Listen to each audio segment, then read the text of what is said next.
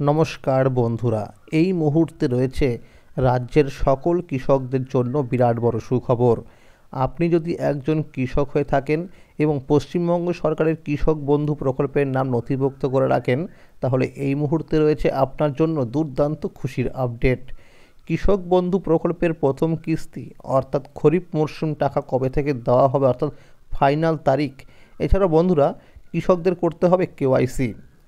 সমস্ত বিষয় নিয়েই কিন্তু আলোচনা করা হয়েছে আজকের এই ভিডিওটির মাধ্যমে। তাই বন্ধুরা, ভিডিওটি সম্পূর্ণ দেখার জন্য অনুরোধ রইল।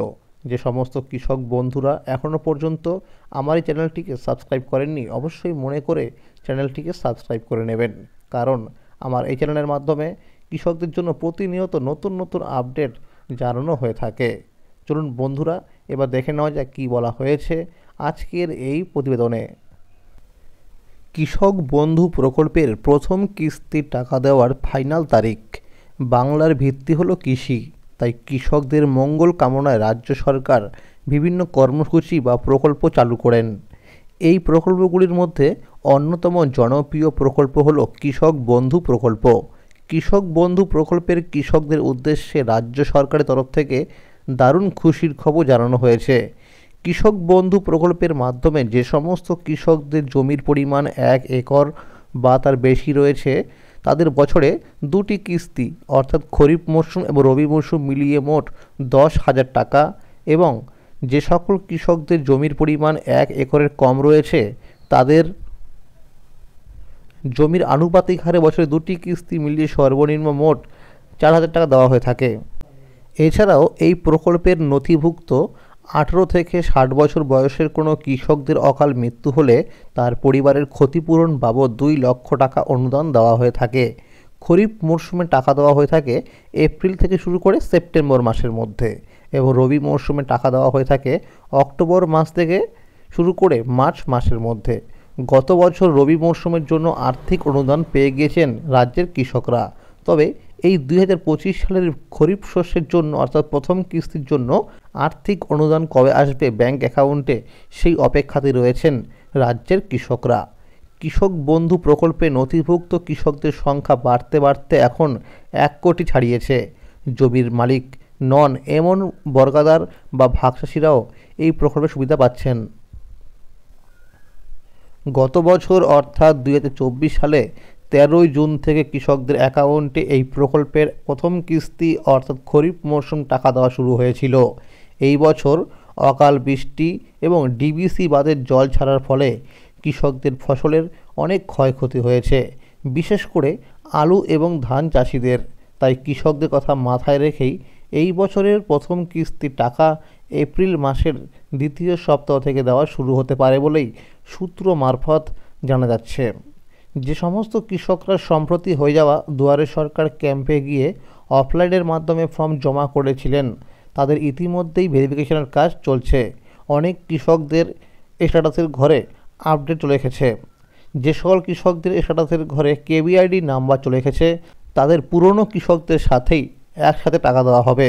যে সকল কৃষকদের ডকুমেন্টসের ভুল ছিল, তাদের স্ট্যাটাসের ঘরে ডিলিট ফার্মার দেখাচ্ছে, তাদের অতি সত্বর কৃষি অফিসে যোগাযোগ করতে হবে। রাজ্যের কৃষকদের করতে হবে কেওয়াইসি। রাজ্যের কৃষকদের শনাক্তকরণ করতে কেওয়াইসি করার সিদ্ধান্ত নেওয়া হয়েছে। বিভিন্ন সমীক্ষায় দেখা গেছে অনেক ভুয়ো কৃষকদের অ্যাকাউন্টে প্রত্যেক কিস্তিতে টাকা ক্রেডিট হচ্ছে। বিভিন্ন জেলার কৃষকরা ব্লকে অফিসে গিয়ে এই বিষয়ে অভিযোগ জানিয়েছেন। এছাড়াও অনেক কৃষকদের মৃত্যু হওয়ার পরেও তাদের ব্যাংক অ্যাকাউন্টে প্রত্যেক কিস্তিতে টাকা ক্রেডিট হচ্ছে। যে সমস্ত কৃষকরা মারা যাচ্ছেন, তাদের কোনো রকম রিপোর্ট ব্লক অফিসের কাছে নেই। তাই এই কৃষকদের শনাক্তকরণ করতে এই কেওয়াইসি করার সিদ্ধান্ত নেওয়া হয়েছে।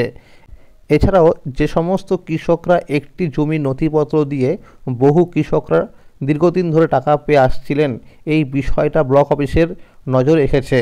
তাই যে সমস্ত কৃষকরা এরকম কাজ করছে, তাদের আগামী খরিফ মরশুম টাকা থেকে বঞ্চিত করা হবে, অর্থাৎ এই কৃষকদের নাম কৃষক বন্ধু প্রকল্প থেকে বাদ দেওয়া হবে। ব্লক অফিসের আধিকারিকরা মনে করেছেন কেওয়াইসি করার ফলে বহু কৃষকদের নাম বাদ যাবে। শুধুমাত্র কৃষক বন্ধু প্রকল্পই নয়, পশ্চিমবঙ্গ সরকারের যে সমস্ত প্রকল্প রয়েছে অর্থাৎ যুবশ্রী প্রকল্প, বাংলার মা বোনেদের লক্ষ্মীর ভাণ্ডার, বিধবা ভাতা সহ বিভিন্ন প্রকল্পের উপভোক্তাদের কেওয়াইসি করা বাধ্যতামূলক করার সিদ্ধান্ত নেওয়া হবে। জেলার প্রত্যেকটি ব্লক অফিস থেকে কৃষকদের নামের তালিকা তৈরি করা হচ্ছে। ব্লক অফিস থেকে কৃষকদের মোবাইল নাম্বারে SMS করা হবে। তারপরে সময় মতো ব্লক অফিসে গিয়ে সমস্ত নথিপত্র অর্থাৎ জমির দলিল, আধার কার্ড, ভোটার কার্ড, ব্যাংকের পাসবুক জেরক্স করে নিয়ে যেতে হবে। অবশ্যই অরিজিনাল ডকুমেন্টসগুলো নিয়ে যেতে হবে। ব্লক অফিসের আধিকারিকরা সমস্ত অরিজিনাল ডকুমেন্টসগুলো ভেরিফিকেশন করবে। যদি কোনো কৃষকরা এই কেওয়াইসি না করে তাহলে তাদের নাম কৃষক বন্ধু প্রকল্প থেকে বাদ দেওয়া হবে বলে জানা গেছে বিভিন্ন সূত্রে। এই কেওয়াইসি করার ফলে রাজ্যের সঠিক কৃষকরা টাকা পাবে। কবে থেকে এই কাজ শুরু হবে সেই বিষয়ে এখনও কোনো আপডেট আসেনি। আশা করা যাচ্ছে খুব শীঘ্রই চালু হতে পারে। তো বন্ধুরা, আজকের এই ছিল আপডেট। পরবর্তী আপডেট পাওয়ার জন্য অবশ্যই মনে করে চ্যানেলটিকে সাবস্ক্রাইব করে রাখবেন এবং সকলের কাছে শেয়ার করে দেবেন। যদি এই ভিডিওটি ভালো লাগে অবশ্যই লাইক করে দেবেন। ধন্যবাদ।